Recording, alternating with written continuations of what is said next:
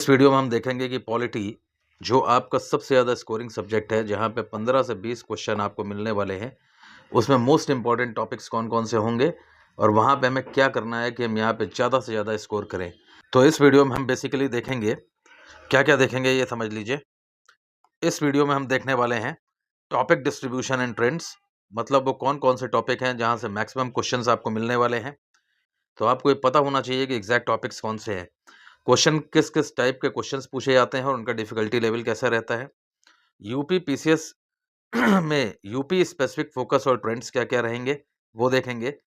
High yield topics, जहाँ पे सबसे ज़्यादा इंपॉर्टेंट जो टॉपिक्स हैं आपके लिए, जैसा मैंने बताया आपको पहले भी, उन टॉपिक्स को मैं यहाँ एकदम क्लियर कट बता दूंगा, जिससे लास्ट 2 डेज में आप अपना रिवीजन अच्छे से कर सकें। आप इन्हीं टॉपिक्स पे फोकस करिएगा, बाकी कोई भी दूसरा टॉपिक पढ़ने की ज़रूरत नहीं है। और लास्ट में हम देखेंगे 2017 से 2024 तक इन्हीं टॉपिक्स के ऊपर जो क्वेश्चन आए हैं उनको हम देखेंगे, जिससे ये प्रूव हो जाएगा कि जो टॉपिक्स मैं बता रहा हूँ उन्हीं टॉपिक्स पे बार बार क्वेश्चंस बनते हैं। इसके अलावा क्वेश्चन ना तो कहीं और से बनेंगे और आपको ज़्यादा टाइम वेस्ट करने की भी ज़रूरत नहीं है इन सारी चीज़ों पे। तो नमस्कार दोस्तों, स्वागत है आपका सिविल सर्विसेज मेड इजी में। चलिए इस टॉपिक को बिना टाइम वेस्ट किए हुए चालू करते हैं अपने वीडियो को। ओके, सबसे पहले देख लेते हैं कि हमारा टॉपिक डिस्ट्रीब्यूशन और ट्रेंड्स क्या क्या रहेगा। ठीक है, मोस्ट कंसिस्टेंट टॉपिक्स, सबसे पहले ये देखिए कि सबसे ज़्यादा जो कंसिस्टेंटली पूछा जा रहा है टॉपिक, वो टॉपिक आपका कौन सा है। सबसे पहले हमारे लिए देखना यही ज़रूरी है। तो सबसे ज़्यादा जो पूछा जाने वाला टॉपिक है वो आर्टिकल्स ऑफ इंडियन कॉन्स्टिट्यूशन है। कौन सा है? Articles of Indian constitution. सबसे पहले ये मोस्ट इंपॉर्टेंट है। इसमें देखिए, आगे आप मेरे साथ अगर इस वीडियो में बने रहेंगे तो मैं आपको इसमें एग्जैक्ट आर्टिकल्स आपको बता दूंगा कि आपको कौन कौन से आर्टिकल्स सिर्फ याद करके जाने हैं और बाकी पूरे आर्टिकल्स आपको छोड़ देने हैं। दूसरा कंसिस्टेंट टॉपिक है पंचायती राज एंड लोकल बॉडीज, फिर पार्लियामेंट्री प्रोसीजर्स एंड कमीशंस। इसके अलावा कहीं और से क्वेश्चन जनरली नहीं बनता है। ये most consistent and dominant topics हैं। बट अगर आपके पास समय है, आपने पॉलिटी पहले से पढ़ रखा है, तो इसके अलावा जो अदर इंपॉर्टेंट टॉपिक्स हैं जो आप देख सकते हैं वो है जुडिशरी और supreme court, president, vice president और governor, union state relations and federalism, schedules कौन कौन से हैं, और उसमें भी एग्जैक्ट शेड्यूल मैं भी आगे आने वीडियो में आपको बताऊंगा कि शेड्यूल कौन से हैं, क्योंकि वैसे तो 8-9 शेड्यूल्स हैं, 12 शेड्यूल्स हैं, बट आपको एग्जैक्ट पता होना चाहिए क्वेश्चन कहाँ से बन रहा है, वो मैं आपको वीडियो में आगे बता दूंगा। उसके बाद इमरजेंसी प्रोविजंस क्या क्या हैं, सिटीजनशिप से रिलेटेड क्या क्वेश्चंस बनते हैं, और यूपी स्पेसिफिक क्वेश्चंस हमें देखने होंगे। इतनी चीज़ें हमें यहाँ पे देखनी है। आगे देखते हैं। इसके बाद हमें देखना है कि question types and difficulty.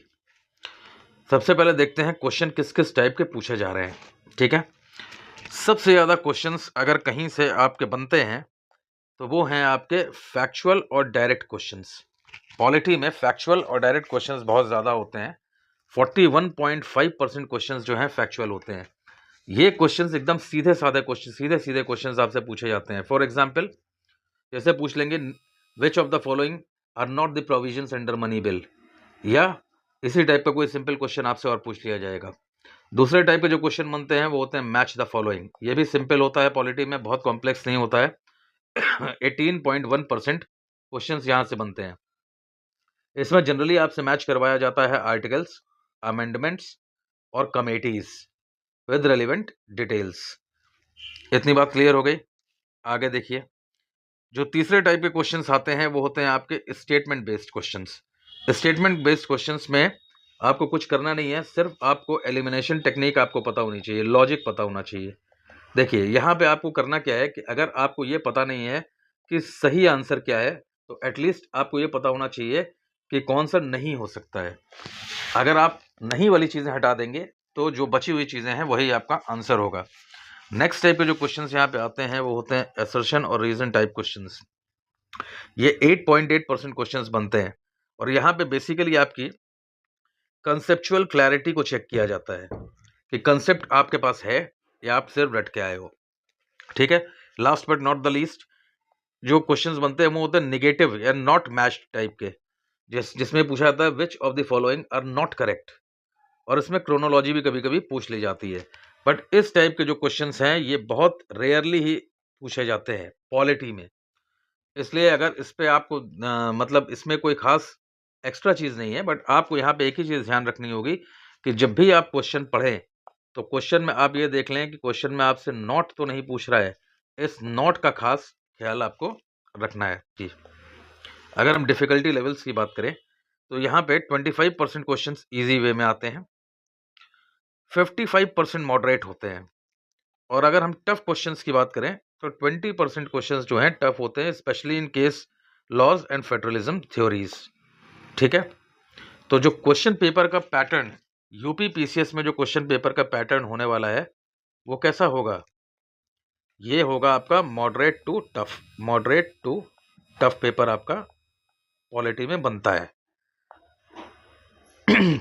But इसमें इस मॉडरेट टू टफ में 25% क्वेश्चंस ऐसे होते हैं जो जो इजी होते हैं, जिसमें आपको कोई ज़्यादा प्रयास नहीं करना है, बहुत ज़्यादा दिक्कत भी नहीं होती है, डायरेक्ट क्वेश्चंस रहते हैं।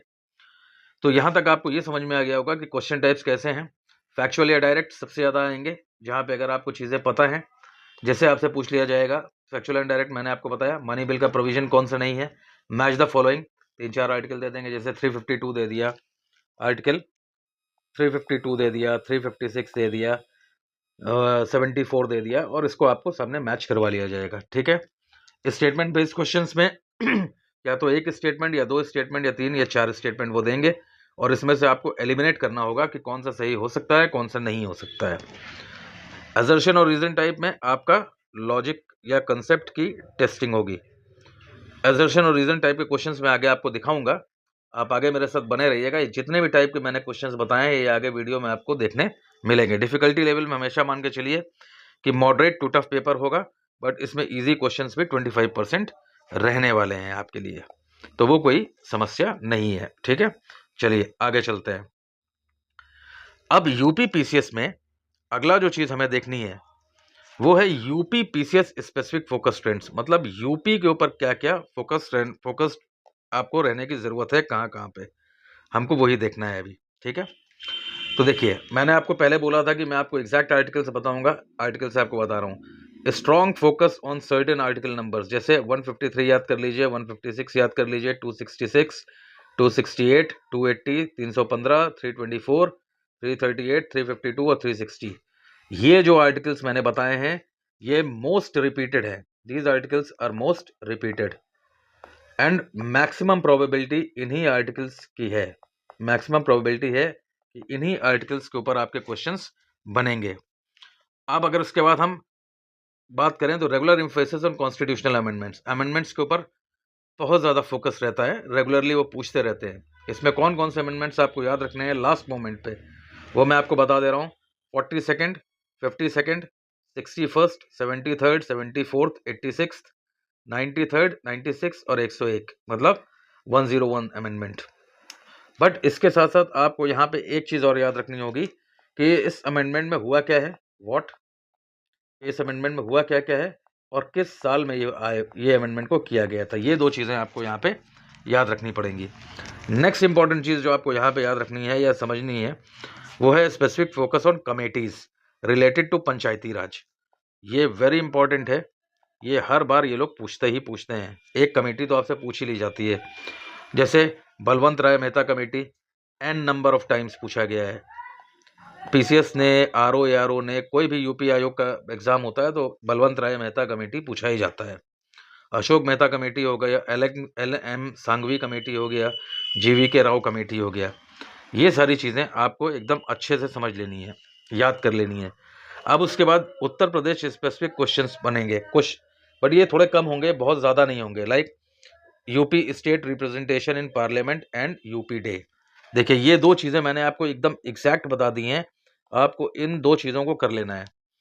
स्टेट्स का रिप्रेजेंटेशन आपको कुछ नहीं है, यहाँ सिर्फ आपको पता होना चाहिए कि लोकसभा में यूपी कितनी सीट्स को रिप्रेजेंट करता है और राज्यसभा में यूपी की कितनी सीट्स हैं। आपको सिर्फ इतना देखना है कि उत्तर प्रदेश का रिप्रेजेंटेशन कितना है पार्लियामेंट में और यूपी डे कब मनाया जाता है। ठीक है, ये दो चीज़ें कम से कम आप देख लेंगे। और इसके साथ साथ यूपी से रिलेटेड कुछ चीज़ें और पूछी जाती हैं, जैसे increased focus on e governance in federalism. अगर इतनी बात आपने कर ली है, अब ये वाला टॉपिक ठीक है। अब चलिए मैं आपको बताता हूं कि हाई यील्ड टॉपिक्स कौन कौन से हैं, और इसमें मतलब जो मैक्सिमम मोस्ट इंपॉर्टेंट या very very very important topics जो हैं जिसको आपको रिवाइज करना ही करना है, क्योंकि मैक्सिमम क्वेश्चंस जो हैं वो यहाँ से बनते हैं। तो इन टॉपिक्स को आपको रिवाइज करके ही जाना है। क्या क्या? कॉन्स्टिट्यूशन के बेसिक्स देख लीजिए, फंडामेंटल राइट्स देख लीजिए, डायरेक्टिव प्रिंसिपल्स देख लीजिए, इसके बाद पार्लियामेंट और इसके प्रोसीजर्स देख लीजिए, including money bill, very important. Money bill pay question बहुत बार बनता है। मनी बिल से रिलेटेड क्वेश्चंस कैसे बनते हैं? मनी बिल है या कोई और टाइप का बिल है, कौन डिसाइड करता है? स्पीकर डिसाइड करता है। इसके साथ साथ क्या इसके अंदर जॉइंट सिटिंग होती है कि नहीं होती है, इसके ऊपर क्वेश्चन बना देते हैं। ठीक है। मनी बिल के केस में राज्यसभा का क्या रोल होता है, उसे आपको देखना होगा। उसके बाद फिनेंस बिल डिस्टिंक्शंस। यहाँ पे एक चीज़ याद रखिएगा, मनी बिल और फाइनेंस बिल, इन दोनों में कोई खास अंतर नहीं होता है, बस आपको आर्टिकल याद रखना होगा। ये 110 होता है और ये 117 होता है आर्टिकल, इतना आपको याद रखना होगा। आगे चलिए, एग्जीक्यूटिव रोल्स। एग्जीक्यूटिव रोल इसमें क्या देखना है आपको? प्रेसिडेंट देखना है, प्राइम मिनिस्टर, गवर्नर। इन तीनों में एग्जीक्यूटिव रोल में आपको कुछ खास चीज़ें नहीं देखनी है, बस इनकी पावर्स देखनी है कि तीनों के पास पावर्स क्या है, रिस्पॉन्सिबिलिटीज़ क्या हैं। ये रिस्पॉन्सिबिलिटीज़ या इसी को हम ड्यूटीज़ भी कह सकते हैं। इनका अपॉइंटमेंट कैसे होता है, अपॉइंटमेंट आपको देखना है, और इसके साथ साथ इनका रिमूवल देखना है कि इनको कैसे हटाया जा सकता है। इसमें अगर इतनी चीज़ें आपको पता है तो काफ़ी है। इसके साथ आपको देखना है जुडिशरी, जिसमें सुप्रीम कोर्ट और हाई कोर्ट्स। अब जुडिशरी में सबसे इंपॉर्टेंट चीज़ अगर कुछ है तो वो है रिट्स। 5 तरह की रिट्स होती हैं, आप सारी रिट्स देख डालिएगा। उसके बाद आपको देखना है centre state relation, federalism, emergency. Emergency provisions में आपको सिर्फ देखना है 3 तरह की जो इमरजेंसी होती है, 352 national emergency, proclamation of emergency, 356 president rule, और 360 फाइनेंशियल इमरजेंसी। फाइनेंशियल इमरजेंसी पे क्वेश्चन यही बनता है कि क्या आज तक इंडिया में फाइनेंशियल इमरजेंसी कभी लगी है कि नहीं लगी है। दूसरा क्वेश्चन ये बन सकता है कि फाइनेंशियल इमरजेंसी के समय में क्या लोगों की सैलरीज कम करी जा सकती हैं। ठीक है। तीसरा चीज़, इन तीनों चीज़ों में 352, 356 और 360 में आपको एक चीज़ ध्यान रखनी होगी कि इनका ड्यूरेशन क्या होता है, या इसे कितने कितने पीरियड में इसको एक्सटेंड किया जा सकता है। इसमें एक्सटेंशन कितने पीरियड पे मिलता है, 6 महीना होता है कि 1 साल होता है या 3 साल होता है मैक्सिमम, ये आपको यहाँ पे देख लेना है। फिर उसके बाद आपको schedules of Indian constitution. Indian constitution में जो शेड्यूल्स आपको देखने हैं वो एग्जैक्टली आप बाकी कुछ देखें या ना देखें, 5th और 6th शेड्यूल जरूर देखेंगे। 5th और 6th शेड्यूल आपको देखना ही देखना है, ये मोस्ट इंपॉर्टेंट है। बट मैं आपसे बोलूँगा कि 5th शेड्यूल, 6th शेड्यूल और 8th शेड्यूल भी देख लीजिएगा।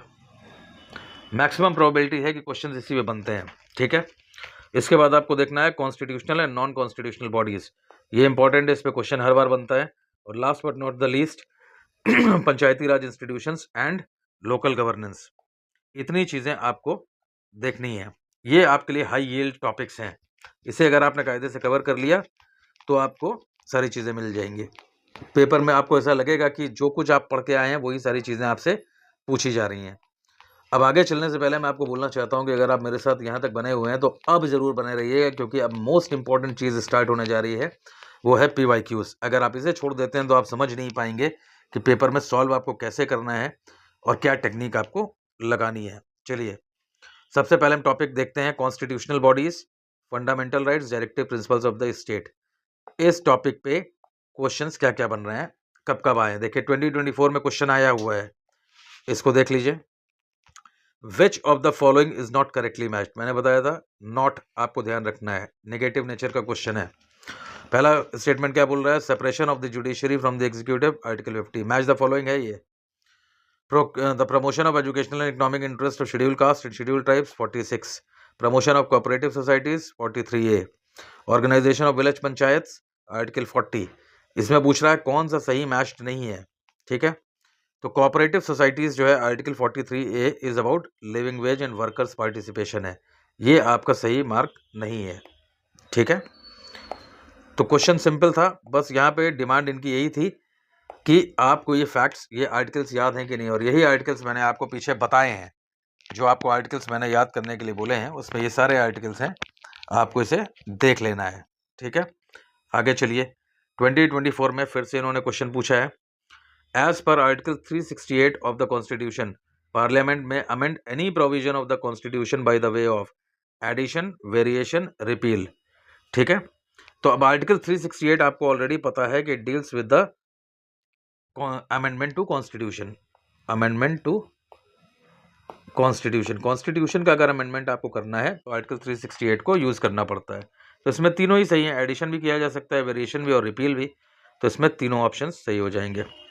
एक और क्वेश्चन 2024 में पूछा गया है, देखिए, the panchayati raj institutions are established as per constitutional directions of directive principles of state policy, fundamental rights, fundamental duties. Directive principles, panchayati raj व्यवस्था जो हमारे यहाँ चलती है, that has been advised by directive principles of the state policy.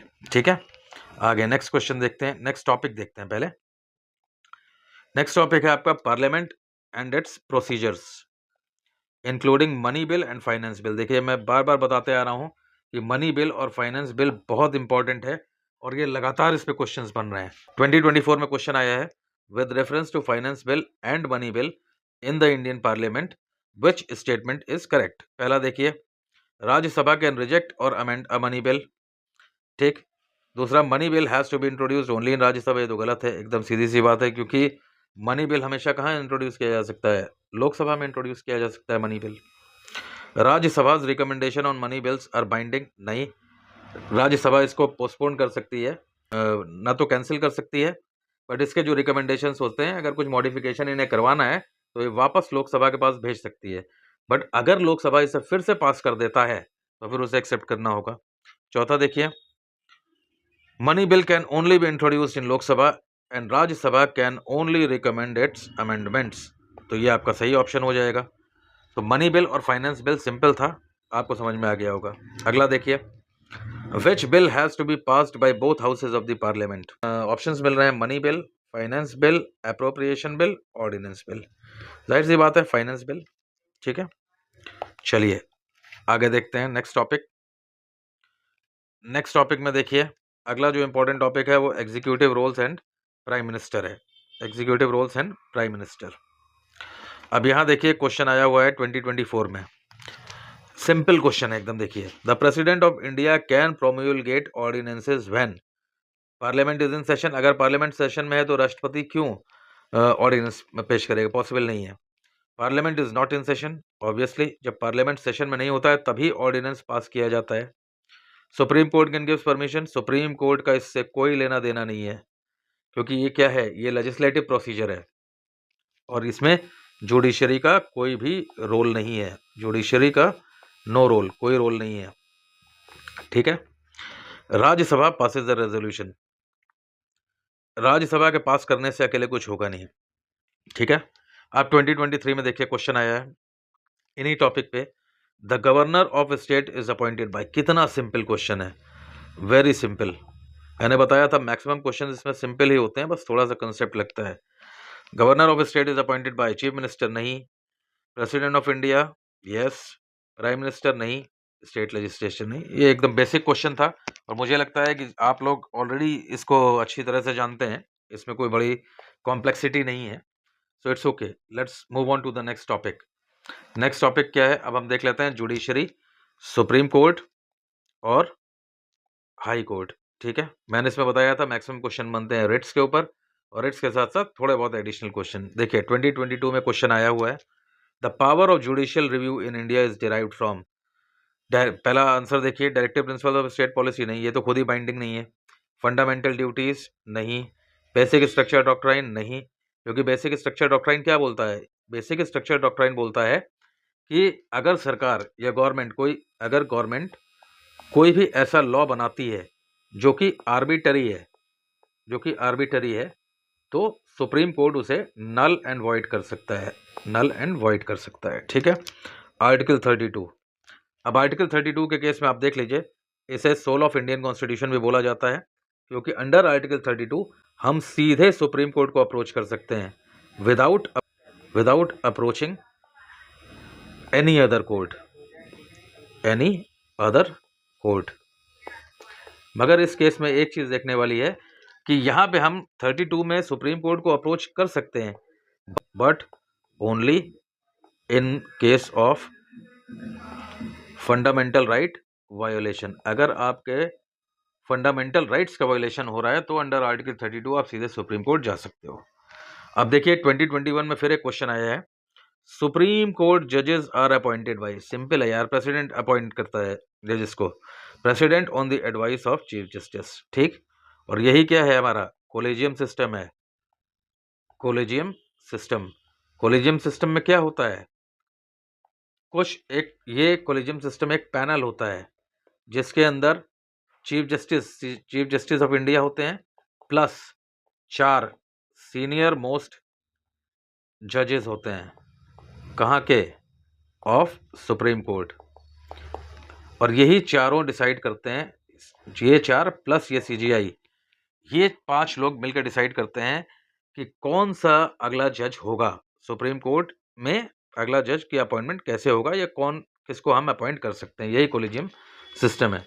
चलिए, अगर आप मेरे साथ यहाँ बने हुए हैं तो अब देखिए एक ऐसा टॉपिक आ रहा है जहाँ से क्वेश्चंस बहुत बनते हैं बट कंसेप्ट्स लोगों को बहुत ज़्यादा क्लियर नहीं होते हैं। नेक्स्ट टॉपिक है centre state relations, federalism and emergency provisions. देखिए 2023 में क्वेश्चन आया है, during which emergency does the president assume almost all the powers of the state government. मतलब इसे पूछने का पर्पस क्या है कि वो कौन सी कंडीशंस है जब हम प्रेसिडेंट रूल को इम्पोज कर सकते हैं। प्रेसिडेंट रूल के ऊपर क्वेश्चन है, तो देखिए नेशनल इमरजेंसी नहीं, प्रेसिडेंट रूल देखिए मैं नाम ही ले रहा था, फाइनेंशियल इमरजेंसी नहीं, नन ऑफ द अबव नहीं, ठीक है। अगला क्वेश्चन देखिए, which schedule of the constitution, ये 2022 में आया है, which schedule of the constitution deals with the allocation of powers between union and the states, ठीक है। 5th शेड्यूल होगा नहीं, 7th शेड्यूल होगा, 6th और 1st भी नहीं होगा, ठीक है। यहाँ तक मुझे लगता है एकदम क्लियर हो गया होगा। चलिए नेक्स्ट टॉपिक देखते हैं। नेक्स्ट टॉपिक्स में आपको देखना है शेड्यूल्स ऑफ द कॉन्स्टिट्यूशन। अब यहाँ पे मैंने आपको पहले भी बताया था कि 5th और 6th बहुत इंपॉर्टेंट शेड्यूल्स हैं, लगातार इनके ऊपर क्वेश्चंस बन रहे हैं। बट इसके साथ साथ मैंने आपको अभी ये भी बोला था कि 5th और 6th के साथ आप 8th शेड्यूल भी देख लीजिए, 8th शेड्यूल भी देख लीजिए, वो इंपॉर्टेंट है। अब देखिए क्वेश्चन कब आया है, 2021 में क्वेश्चन आया हुआ है, the 5th schedule of the constitution deals with administration and control of scheduled areas and tribes. ये एकदम सही बात है, फॉर्मेशन ऑफ न्यू स्टेट्स में ये नहीं लगेगा 5th शेड्यूल, प्रेसिडेंशियल इलेक्शंस का कोई लेना देना ही नहीं शेड्यूल से, डायरेक्टिव प्रिंसिपल्स नहीं लगेगा, ठीक है। आर्टिकल नेक्स्ट देखिए 2020 में क्वेश्चन आया है, the 6th schedule provisions relate to, पहला tribal areas in Assam, Meghalaya, Tripura and Mizoram, एकदम सही बात है। अब देखिए क्वेश्चंस कैसे रिपीट हो रहे हैं। 2020 में इन्होंने 6th शेड्यूल में पूछा है कि ये ट्राइबल एरियाज से रिलेटेड है, ठीक है। और 2021 में इन्होंने फिर 5th शेड्यूल को पूछ लिया है। अब हो सकता है इस बार जो है ये 8th शेड्यूल पे क्वेश्चन बना दें, ठीक है। चलिए नेक्स्ट टॉपिक देखते हैं। नेक्स्ट टॉपिक है constitutional and non constitutional bodies. इस पे क्वेश्चंस यूपी का एकदम फेवरेट मान लीजिए, आपको सिर्फ याद कर लेना है कौन सी बॉडी कॉन्स्टिट्यूशनल है, कौन सी बॉडी कॉन्स्टिट्यूशनल नहीं है। 2023 में क्वेश्चन आया हुआ है, देखिए विच of the following is a non constitutional body. Election commission constitutional है क्योंकि आर्टिकल 324 इसको डील करता है। फाइनेंस कमीशन 280, ये भी नहीं होगा। प्लानिंग कमीशन और यूनियन पब्लिक सर्विस कमीशन ये भी है कॉन्स्टिट्यूशनल, तो प्लानिंग कमीशन ही आपका आंसर होगा, ठीक है। इसी प्लानिंग कमीशन को अभी नीति आयोग ने रिप्लेस किया है। अब यहाँ पे नीति आयोग में नीति का फुल फॉर्म आप याद रखिएगा, नीति का फुल फॉर्म क्या होता है, national institution for transforming India, ठीक है।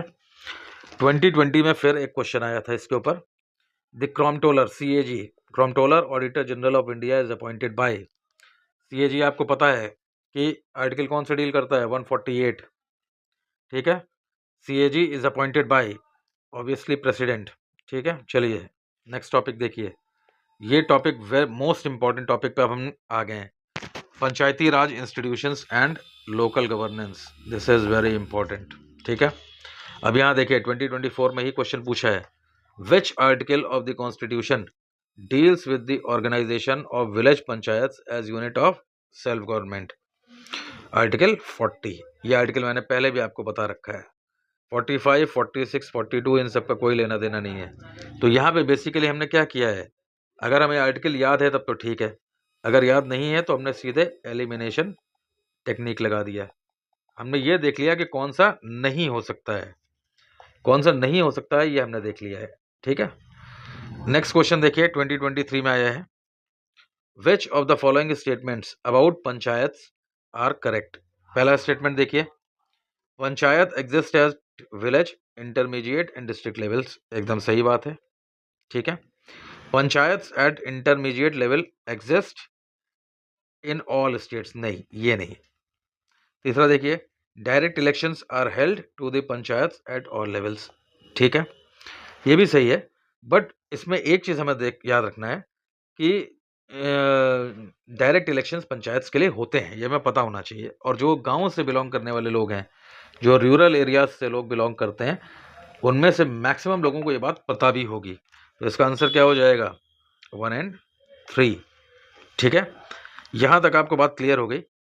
टाइम है और मैं आपको गारंटी दे सकता हूँ कि लगभग जो 20 से 24 क्वेश्चन यहाँ पे आने वाले हैं, इसमें से आप कम से कम नहीं होगा तो 21 से 22 क्वेश्चन आप सॉल्व कर पाएंगे। And last but not the least, अगर जाते जाते अगर आपको ये वीडियो अच्छा लगा हो तो kindly like, subscribe and share कर दीजिएगा।